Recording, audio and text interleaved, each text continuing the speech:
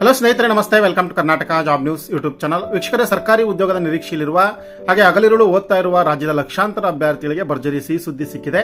ರಾಜ್ಯದಲ್ಲಿ ಖಾಲಿ ಹುದ್ದೆಗಳ ಭರ್ತಿ ಪರ್ವ ಶುರುವಾಗಿದ್ದು ಕೆಇಎ ಮತ್ತು ಕೆಪಿಎಸ್ಸಿ ಮೂಲಕ ಸಾವಿರಾರು ಹುದ್ದೆಗಳನ್ನು ತುಂಬಲು ಸರ್ಕಾರ ಮುಂದಾಗಿದೆ.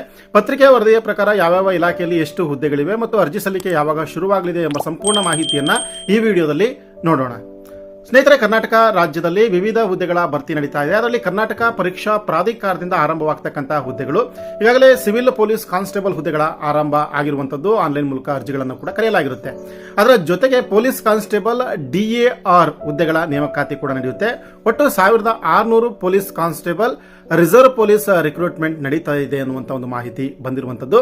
ಹಾಗೆ ಕರ್ನಾಟಕ ವಸತಿ ಶಿಕ್ಷಣ ಸಂಸ್ಥೆಗಳ ಸಂಘ ಇದರಲ್ಲಿ ಬೋಧಕ ಮತ್ತು ಬೋಧಕೇತರ ಒಟ್ಟು 800 ಹುದ್ದೆಗಳ ಭರ್ತಿ ನಡೆಯುತ್ತೆ ಅನ್ನುವಂತಹ ಮಾಹಿತಿಯನ್ನ ಕರ್ನಾಟಕ ಪರೀಕ್ಷಾ ಪ್ರಾಧಿಕಾರ ಕೊಟ್ಟಿರುವಂತದ್ದು. ಹಾಗೆ ಜಲಸಂಪನ್ಮೂಲ ಇಲಾಖೆಯಲ್ಲಿ 122 ಹುದ್ದೆಗಳ ನೇಮಕಾತಿ ನಡೆಯುತ್ತೆ.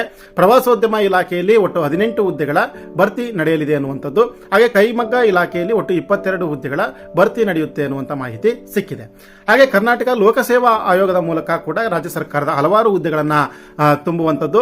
ಅದರಲ್ಲಿ ವಿವಿಧ ಇಲಾಖೆಗಳಲ್ಲಿ ಖಾಲಿ ಇರತಕ್ಕಂತಹ ಹುದ್ದೆಗಳ ಭರ್ತಿಯನ್ನ ಮಾಡಲಿಕ್ಕೆ ಕೆಪಿಎಸ್ಸಿ ಮುಂದಾಗಿದೆ.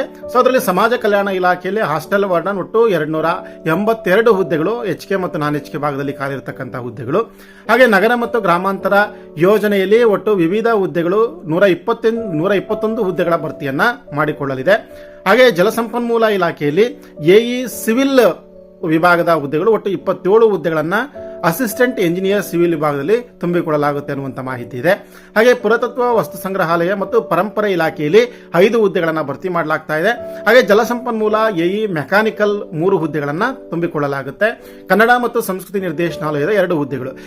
ಈ ಕೆಪಿಎಸ್ಸಿ ಮತ್ತು ಕೆಎಎನ್ ಹುದ್ದೆಗಳನ್ನು ಹೇಳಿದ್ದೆ ಇಲ್ಲಿವರೆಗೂ ಕೂಡ ಅವು ಈಗ ಸದ್ಯ ಅಧಿಸೂಚನೆಗೆ ರೆಡಿ ಇರತಕ್ಕಂತ ಒಂದು ನೇಮಕಾತಿಗಳು. ಯಾವುದೇ ಕ್ಷಣದಲ್ಲಿ ಬೇಕಾದರೂ ಕೂಡ ನೇಮಕಾತಿ ಅಧಿಸೂಚನೆ ಹೊರಬೀಳಲಿದೆ.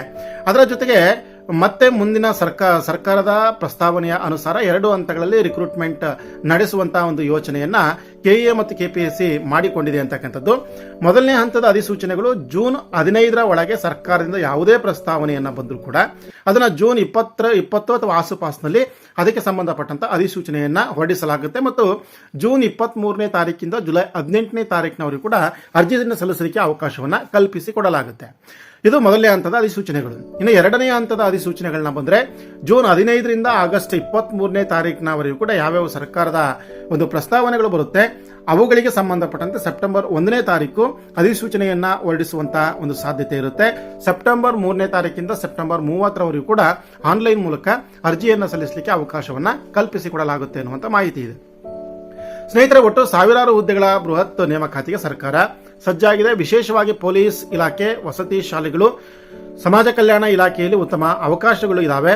ಆದ್ರಿಂದ ಹಿಂದೆ ನಿಮ್ಮ ಸಿದ್ಧತೆಯನ್ನ ಇನ್ನಷ್ಟು ಚುರುಕುಗೊಳಿಸಿ. ಈ ಮಾಹಿತಿ ನಿಮಗೆ ಉಪಯುಕ್ತವಾಗಿದ್ದರೆ ದಯವಿಟ್ಟು ವಿಡಿಯೋವನ್ನು ಲೈಕ್ ಮಾಡಿ, ನಿಮ್ಮ ಸ್ನೇಹಿತರೊಂದಿಗೆ ಶೇರ್ ಮಾಡಿ. ಮತ್ತಷ್ಟು ಉದ್ಯೋಗ ಮಾಹಿತಿಗಾಗಿ ನಮ್ಮ ಚಾನಲ್ನ ಸಬ್ಸ್ಕ್ರೈಬ್ ಮಾಡಿಕೊಳ್ಳಿ ಮತ್ತು ಮುಂದಿನ ಎಲ್ಲಾ ನೇಮಕಾತಿಗಳು ಕೂಡ ನಿಮಗೆ ಒಳ್ಳೆಯದಾಗಲಿ. All the best. ಧನ್ಯವಾದಗಳು.